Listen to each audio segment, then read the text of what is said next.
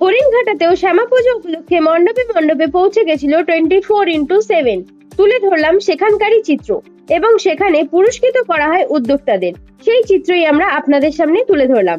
সেরা প্রতিমার জন্য পুরস্কৃত করা হয় হরিণঘাটা বর্ণালী ক্লাবকে।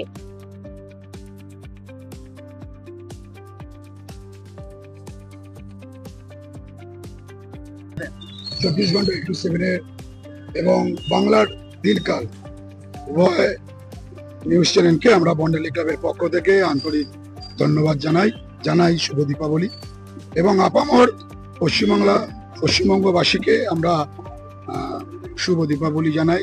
সকলে ভালো থাকবেন, সুস্থ থাকবেন। আমরা এবারে সাধারণত বাংলার যে সম্প্রীতি রক্ষা, বাংলার যে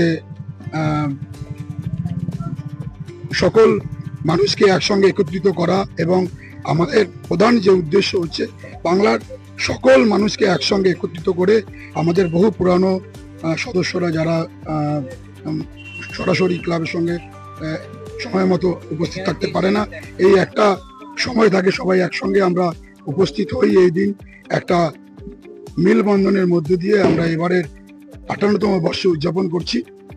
তো বিশিষ্ট গুণীজনরা এখানে উপস্থিত হয়েছিলেন, তাদের ফিতে কেটে এবং প্রদীপ প্রজ্বলনের মধ্য দিয়ে এবং সকলের গুণীজনদের সম্বর্ধনা প্রদানের মধ্য দিয়ে আমরা এবারে 58তম বর্ষ উদযাপন করছি।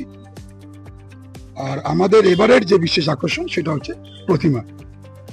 আশা করি যারা যে সকল দর্শনার্থী এখানে আসছেন এবং আপনারা যারা এসছেন, আপনাদের এই প্রতিমা নিশ্চয়ই ভালো লাগবে এবং সবাইকে অনুরোধ করবো আপনারা অবশ্যই প্রতিমা দর্শন করুন। আমাদের প্রতিমার এই যে মায়ের একটা বিরল রূপ, যেটা একটু স্বাভাবিকের থেকে আলাদা, এই থিমটার পেছনে কি চিন্তা ভাবনা ছিল যখন আপনারা এই থিমটা বলেছিলেন বা আপনারা বানিয়েছিলেন? দেখুন, সাধারণত আমরা মায়ের যে রূপ আমরা দেখি সেটা একটা কমন একটা রূপ আছে। তো আমরা অবশ্যই একটা আধুনিকের একটু ছোঁয়া, একটু ইউনিক কিছু ভাবার চেষ্টা করেছিলাম। সেই জায়গায় দাঁড়িয়ে আমাদের যারা সকল সদস্য আছে সকলের একটা মতামত নিয়ে আমরা যে চেষ্টাটা করেছি সেটা আশা করি সফল হয়েছে।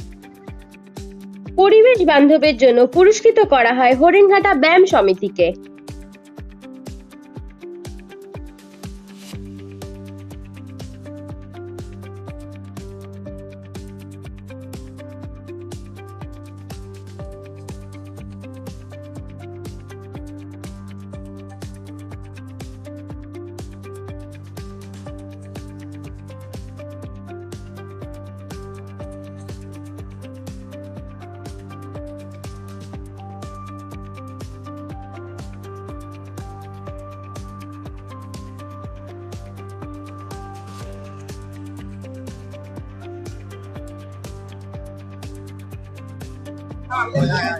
আচ্ছা, আজ শ্যামা মায়ের পুজো, তো আজকে যে আপনাদের প্যান্ডেল সজ্জিত হয়েছে, বিভিন্ন আলোয় সজ্জিত হয়েছে, তো মূলত আপনি সাধারণ জনগণের জন্য কি বার্তা দিতে চাইছেন?